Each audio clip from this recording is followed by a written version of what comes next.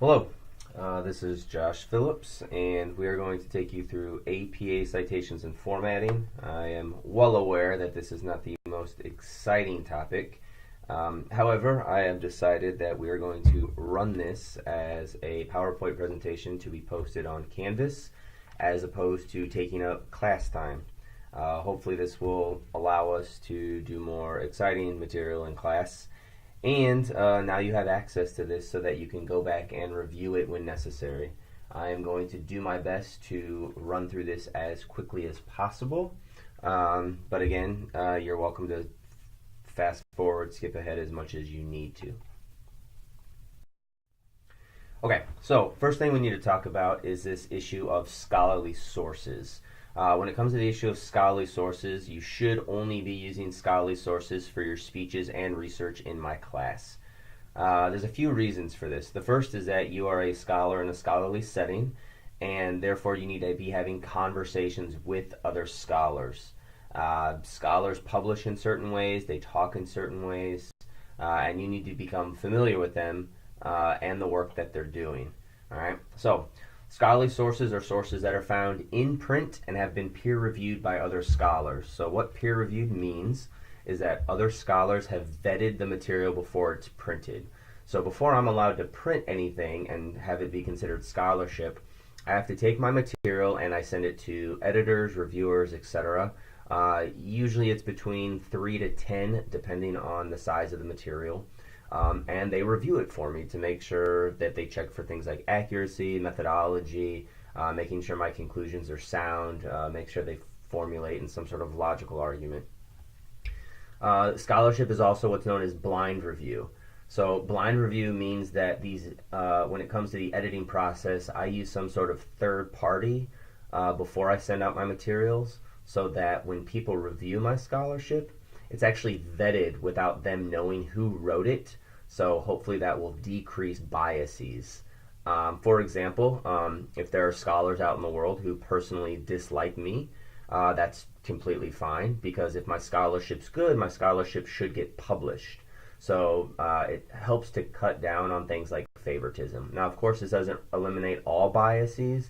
For example, political or social biases. If the conclusions I reach are different than the conclusions someone else might reach, they might be biased against my conclusions, but hopefully the personal issues will be taken out through this sort of blind review process.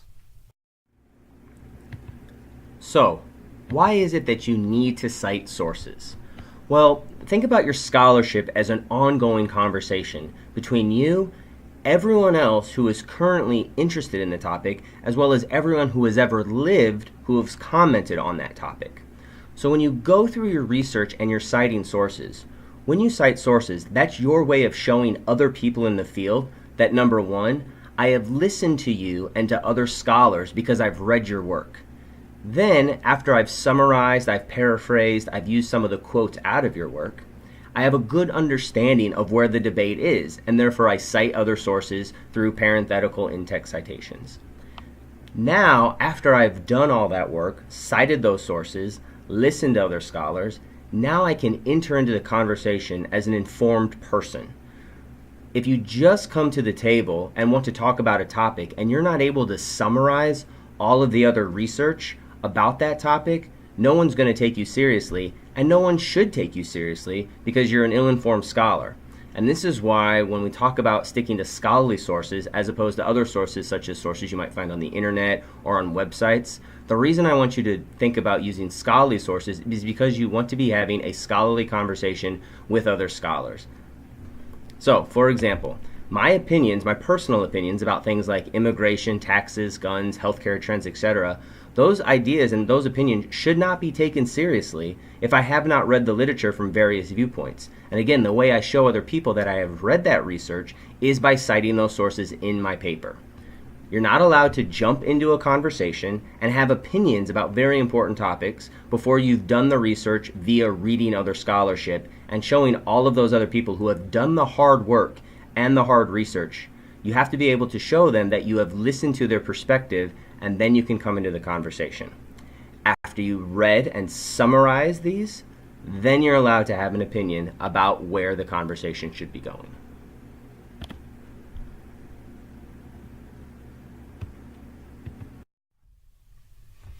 Okay, so when it comes to APA, we are in the social sciences, communication arts and sciences is in the social sciences, so it uses APA, which is the American Psychology Association Handbook, which is this little blue cover over here.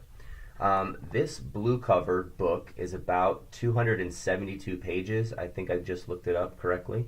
You do not need to know this entire book. There might be some classes that ask you to buy it. I'm not going to ask you to buy it. Instead, on Canvas, there is a link to what's I call my APA example page. It is 2 pages long. If you know everything on those 2 pages, you will be well suited to cover 90% of everything that you need to cite at the undergraduate level. You don't need to buy this entire manual. You don't need to learn this entire manual. 90% of everything you need to know is going to be on these 2-page example, and I'm going to walk you through those in a couple of slides. So if you learn how to do these 3 types of sources well, you're going to be good to go. So you need to know how to cite books, chapters and edited books, as well as academic journal articles. All right? Do these 3 things well. Don't worry about buying this entire book. You're good to go. All right. Now, when it comes to just learning these 3 things and using APA, some of you might be more familiar with MLA, which is Modern Language Association. It's used a lot in the English department. Chicago style, which uses things like footnotes and endnotes. There's American Medical Association. There's lots of ways to cite things. And what I'm going to tell you is that even if you're not familiar with APA, learn APA because it's a social science format. And also, once you learn one of these really, really well, it's really easy to translate over into MLA or Chicago or other types of other ways of citing sources. So just stay familiar, learn APA, learn how to cite these 3 things, and you're going to be on a really solid foundation. Okay. Down here, a lot of students are going to question this idea of, Dr. Phillips, can I use websites, newspapers? I found something really great on HuffingtonPost.com, etc. And what I'm telling you is do not use websites, newspapers, personal interviews, Wikipedia, movies, CDs, pamphlets, etc. All right? These sources may be accurate and truthful. I'm not one of those Luddites who says everything on the internet is fake and can't be trusted. That's not the case at all. All right? However, these things that you find on the internet, they're not scholarly because they have not yet been peer-reviewed or blind-reviewed, all right? So, again, as young scholars in an academic institution, it's important that you learn how to utilize and properly cite scholarly sources. So, you're a scholar, engage with scholarship, use other scholarly sources. For most of the work in my classes, I'm not asking you to use any more than maybe 5 to 7 sources. You can go and find 5 to 7 sources that are scholarship. The other thing that's a little bit wonky when it comes to the difference between peer-reviewed information and maybe something you find on CNN.com is a lot of time when you're finding journalism articles, those sometimes are the first draft of the news story, and therefore there might be some inaccuracies or they haven't necessarily been completely vetted. I'm not saying it's inaccurate, but before you post something up on, let's say, HuffingtonPost.com, it might only have to go through one editor. Or, depending on how much clout you have in the company, you might be able to just post it without having anyone vet it for you. Again, when it comes to scholarship, it usually takes about 9 months to maybe 2 years to publish something because it's going to be in print forever. A news story can happen today, and someone will have something posted within just an hour. And again, there's not enough time for that material to kind of, breathe a little bit, figure out the accuracies and inaccuracies of the story. So we're using academic sources, all right? Books, chapters and edited books, and academic journal articles. And I'm going to run through each of these. So first, a book. I know this is really elementary, but it's important to know because you need to know the distinction between a book and a chapter in an edited book, all right? So really quickly, a book is just a book that is written by the author, or if there's multiple authors, whose name appears on the cover, all right? And this means that this person, Ted Conover, wrote the entire book cover to cover, all right? Cover to cover. If there's multiple authors on this front page or on the cover, what it would mean is that, both of those authors together wrote the entire book cover to cover, all right? That's what you need to make sure you know because now we're going to talk about edited books. All right. A chapter in an edited book, all right? If each chapter is written by a different author, then cite the name of the author who wrote the chapter. The person whose name is on the front of the cover is the editor.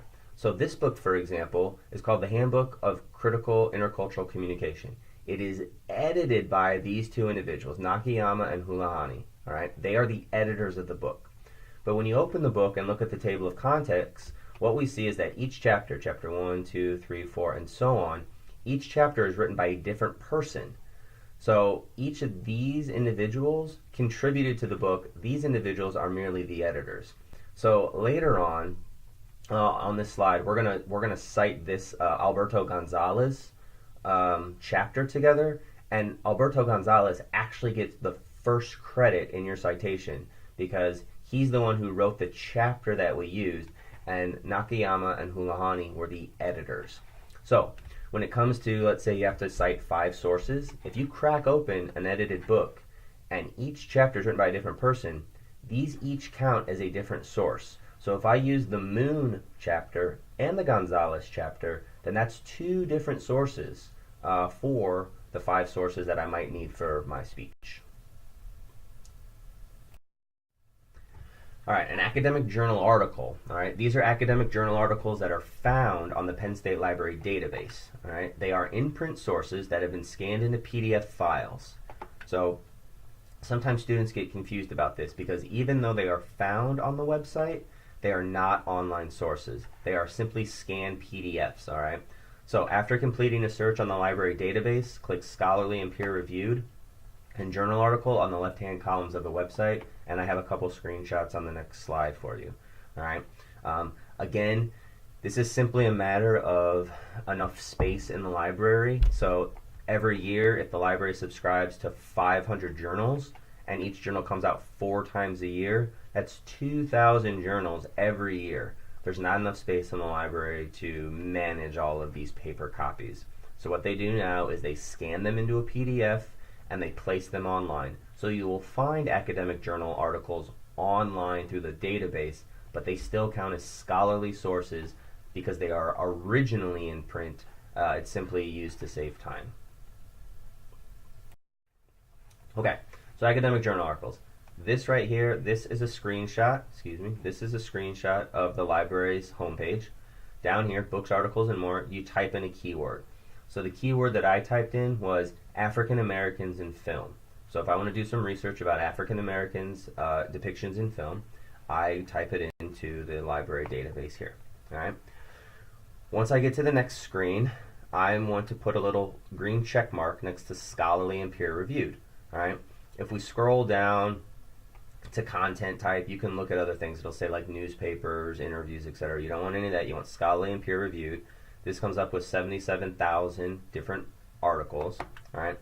And you can click on the articles. There's full text versions, and then that comes down to these two are not the same article. I apologize. All right, but I took a screenshot of this.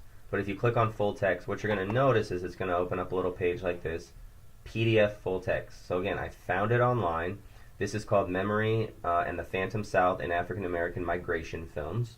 It's in a journal. As you can see, this is the second page of it. And the second page, when it's scanned, it says it's on page 478. So obviously, this is one article out of a much larger journal collection. All right. So I found this online in a journal that was scanned and put online so that I could access it for scholarly purposes. Okay, my APA reference page. This is important. All right. So the first thing we need to know about APA reference pages is that it is titled References. It's in the regular Times New Roman 12-point font. It can come immediately as soon as you are done with your material. It's double-spaced. It's not bold. It doesn't say works cited, bibliography. Those are all for other types of formats. For APA, it is references cited in the middle of the page. The end. The other thing, it's in alphabetical order. The reason it's in alphabetical order is because if I have a paper or a book with 100 sources, when someone sees one of the sources that I listed in my book, for example, they need to be able to find it, and the easiest way to find it is in alphabetical order. Right? The next thing we want to notice about each of these sources is that they have what's known as a hanging indent. All right? So this little indent right here on the second lines, or down here the second, third, and the fourth line, it's indented. The reason it's indented is so that the last names stick out. Again, it's easy for me to scan here, to scan these names and find everything in alphabetical order if these last names are sticking out into the margins. The easiest way I know how to do this, you might have a different way. The easiest way I know how to do this is to type the source as it appears, and then when, for example, critical studies, when it's way over here, put your cursor right in front of critical studies, hit Control Tab. If you hit Control Tab, it'll indent that line. If you just hit Tab, it's going to indent everything. But just put your cursor right in front of critical studies right here, hit Control Tab, boom, it'll indent for you. All right? Okay. Now, each of these types of sources are 3 different sources that we just covered. So Campbell and Reeves, this is an example of a journal article. Conover, this is an example of a book. Gonzalez, which we talked about, this is an example of a chapter. And then this one down here is just another journal. So don't worry about this too much. All right? So let's start off with a book because that's the easiest. The way you cite a book. Last name, comma, first initial. Now, if the author uses a middle initial, you include the middle initial. All right? But if there's no middle initial, just include the first initial. Last name, comma, first initial. Then when it comes to the year, what's important about the year is you want to use the most recent year available in the book. So for example, if Conover has republished this book 20 years later in 2004, inside the book it might say 1984 and 2004.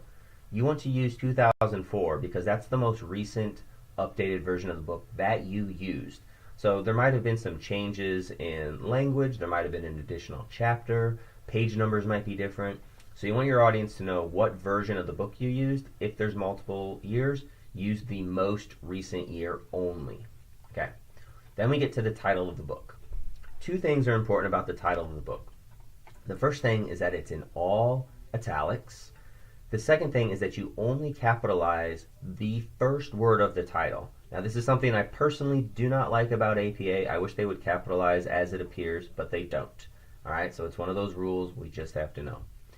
So, rolling is capitalized and writing is capitalized because writing is a subtitle. It comes after the colon. The other thing to notice is that America is capitalized because America is a proper noun. Alright? So only capitalize the first word of the title. If there's a subtitle, that counts as well. And any proper noun. So names, places like America, for example, those get capitalized. Alright. Then there's a period, and then you have the city. What's important about the city is that you use the publisher. If there's multiple publishing cities, use the first one. So inside this book, it might have said New York and London. All right, you only need to use New York. The New York and London might be in reference to if they are printing in both places for European distribution. Just use the first city. The first city is the most prominent city, so that's all you need to worry about. Then there's a colon, and then the name of the publisher, period. All right, that's how you cite a book.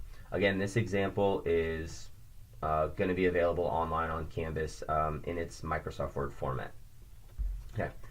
The next thing we want to talk about is a book chapter. So we come down here, and we already saw this. All right, so the Gonzalez chapter in Nakayama and Hulahani's edited book. Okay. So Alberto Gonzalez wrote this chapter. Gonzalez, A, wrote it in 2010. Now, this chapter right here is titled Reflecting Upon Enlarging Conceptual Boundaries, a Critique of Research in Intercultural Communication. This is not in italics, all right, because it's the name of a chapter. Because it's a small title, just the chapter, all right, it is not in italics. Still follows the same capitalization rules. R is capitalized, and then the subtitle A is capitalized. Everything else is in lowercase. It is found in, as in inside, IN, the first and middle initial, TK Nakayama, and because there's a second editor, you also list the second editor's name. All right. EDS. If there's only one editor, get rid of the S. comma. Now the name of the book. All right, so now we're back to the name of the book. The Handbook of Critical Intercultural Communication, period. In parentheses, PP, period. This is the entire length of the chapter. Some of you might be used to MLA where you only list the page numbers that you use. For APA, you list the entire page length of the article, or excuse me, of the book chapter. So this book chapter is pretty short. It's only 4 pages long. So this book chapter is found between pages 53 and 56 in this book. Okay. Now, what's different about the city here is Malden, MA, it uses the state, so Massachusetts, where New York does not use the state. There's some hanky rule with APA. You don't need to learn it for our purposes here, but APA has a list of what they consider like sort of like known important cities that if people recognize the name of the city, you don't need to include the state. So New York, obviously everyone knows New York, New York. Los Angeles, California, Chicago, Illinois, right? What I'm going to ask you to do is if you see a city and you think it's big enough like New York, then you don't need to include the state. If it's something like Malden, right, and you look at yourself and say, you know, nobody knows where Malden is, then include the state initials. So it's just about how commonly known the city is, all right? And then colon, and then Wiley and Blackwell. All right, the last thing we're going to cover here is this Campbell and Reeves journal article, all right? Campbell, comma, Reeves, Campbell, comma, R period, comma, and with an ampersand, all right? This is what this is called right here. Reeves, JL, all right? 1989, Covering the Homeless, the Joyce Brown Story. This is the title of the article, all right? Again, same capitalization, C, and then Joyce Brown is capitalized because that's a proper noun, that's a woman's name, all right? Now, this is where I really dislike APA, all right? It's a bit of a stickler here. Critical Studies in Mass Communication. This entire thing is capitalized, all right? Journals are special, they get to be capitalized, all right? Okay. Then 6 and 1. The 6 refers to the volume number. The 1 in parentheses refers to the number, the issue number. All right, so you're going to find that on the cover of the journal. Excuse me. All right, and then 21 to 42. Similarly, down here. All right, this is just the entire page length. So this is a pretty long article. You know, a little over 20 pages. Page 21 to 42 is where you find the whole article. It's different than a book chapter. Book chapter, you put it in parentheses, you put PP period. For a journal article, you do not put PP period, all right? So each of these have a very similar format, but they're all different, and you need to know the difference between a book chapter, and a journal article. Okay, in-text citations. When you're looking at in-text citations, the first thing you need to know is that anytime you use a thought or an idea, we're talking about facts, stats, and definitions, you have to cite where you got that information from. All right. So, for example, excuse me, real quick. And for APA, it's always last name, comma, year. All right. Again, with MLA, I know you use page numbers all the time. With APA, it's last name, comma, year. Last name and year need to be in every sentence where you cite something. Otherwise, it's considered plagiarism. Okay. So for this sentence, today we are 50 years removed from the beginning of the war on poverty, and poverty rates remain unchanged. I got that information from somebody named Smith in 2014. All right. I do not know this stat by myself. I had to, found some economist who knew that information and wrote about it in a book. All right. Now, we come down here. Same idea. All right. Last name, comma, year. This in-text citation uses the page number. The reason it uses the page number is because this is a direct quote from the book. All right. So if you use a direct quote, so if I'm defining homelessness as, quote, an individual who lacks fixed, regular, and adequate nighttime residence, I include the page number so that someone can go back and check to make sure that that is the direct, exact quote. Okay. One quick item. Please notice that the period is after the citation in each of these incidents. All right. You are not done with your sentence until you cite the work. So, I close quote here. There's no period because I'm not done. The period is after the citation. All right, a couple other quick little key items. Always keep the name and the year next to each other. So, for example, if we look at this sentence, in 2011, the National Alliance to End Homelessness reported an average of 600,000 people were homeless at any given time over the course of a year. I don't have a citation at the end of that sentence because National Alliance to End Homelessness is the name of the author and 2011 is the year. So because the year and the name of the author both appear in the sentence, in-text citation at the end, a parenthetical citation at the end is not necessary. All right. We can also look at this here, right? In 2007, McCoy, blah, blah, blah, right? There's no citation at the end because McCoy in 2007 already listed in the actual sentence. So if someone needs to check out my work, they can go find McCoy 2007 on my reference page. Okay, come down here. You all might run into this, all right? So, for instance, in his essay, The Problem of Homelessness is Exaggerated, Rosen, so I'm stating the author's name. Right after the author's name, I put in parentheses 2007 because I have not offered the year yet. Rosen asserts that there is no accurate data to quantify homelessness, etc., etc. All right? So if I'm not using a citation at the end of the sentence, it's because the author's name is listed. I use the author's name in the sentence, and then immediately after the author's name, I put the year in parentheses. Okay, APA format. For the purposes of my class, this is what I ask you to do for APA format. All right. When you start off your paper, first always have a header up here with your last name and the page number. All right. So if you just double click up here on a Microsoft Word document, this should pop up. Again, this example is on Canvas. So your last name and your page number should appear on every page. So this is obviously page 1. The next page will say Phillips, page 2, etc. When it comes to your work, it should be your name, your professor's name, the class, and then the date. You can put the date however you want. All right. Now, please notice the paper starts immediately after the date. If I ask you to write a 5-page paper, do not take this and space it down halfway. All right, that's juvenile. Start the paper immediately after the date. Do not try to run up your page length by skipping down. A couple other items about APA format. It's in Times New Roman, 12-point font, and it has 1-inch margins all the way around. So this is 1 inch, this is 1-inch margin. This is Times New Roman, 12-point font with 1-inch margins. Again, these are rules to follow for APA format. If when you use other formats, or when you become a big writing superstar, you can start writing whatever rules you would like to. But for the purposes of learning the APA language, if you will, 1-inch margins, 12-point font in Times New Roman is what we are learning. Okay, this is the last slide. All right, so there will be a quiz when I get back, or a few days after we have this. Check your syllabus for when the quiz is. I will give you 3 sources. All right, I will give you 1 book chapter, and 1 journal article as your source. And your job is to make a reference page out of them. This includes, you need proper headings. They need to be in alphabetical order. You need to have hanging indents, etc. All right. In addition to those 3 sources, I will also write out for you 2 sentences, and those 2 sentences will be without proper in-text citations, all right?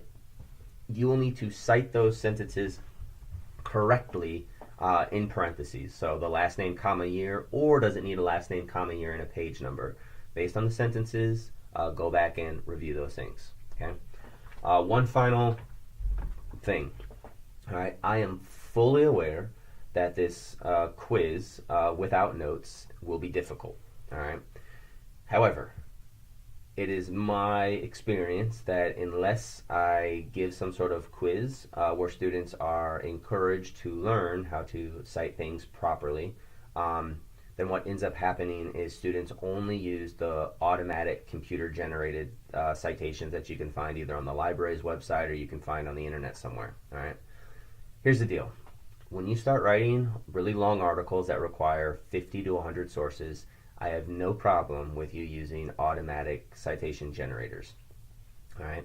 For 5 sources, I'm telling you that it is far easier just to write them out longhand and to learn how to do it right for yourself. Um, Otherwise, what ends up happening is every time you use an automatic citation generator, uh, you always need to go back through and edit it. All right, it'll have capitalization incorrect. It'll be in wingding font as opposed to Times New Roman font. It'll be in the shade of gray as opposed to black ink. It won't have the author's middle initial, even though a middle initial should be included. It just always has one or two little mistakes. And if I catch these types of things, which are very obvious to catch, I don't like evaluating and grading things that a computer spit out for you. I need to grade your work to know if you know how to do APA citations properly. I don't need to be grading sources that a computer spit out for you. So what I'm going to ask you to do is to learn how to do all these. I know that it will be difficult. I know that it's not the easiest thing to memorize and work through. But once you learn how to do it, you're going to be in a much better position for citing things in the future. All right, so learn how to do these things. Practice a little bit. When we get back, we'll have a quiz on it in the next couple of class periods, and then you'll know how to do it. And the encouragement is to just, with 5 sources, it's much easier for you to do it longhand, and you just do it right the first time, as opposed to trying to have to go through and edit what a computer did incorrectly. So for 5 sources, just do it once, do it by yourself. Don't use any computer generated software because it's just too easy for you to do it right the first time, as opposed to trying to edit the mistakes of a computer.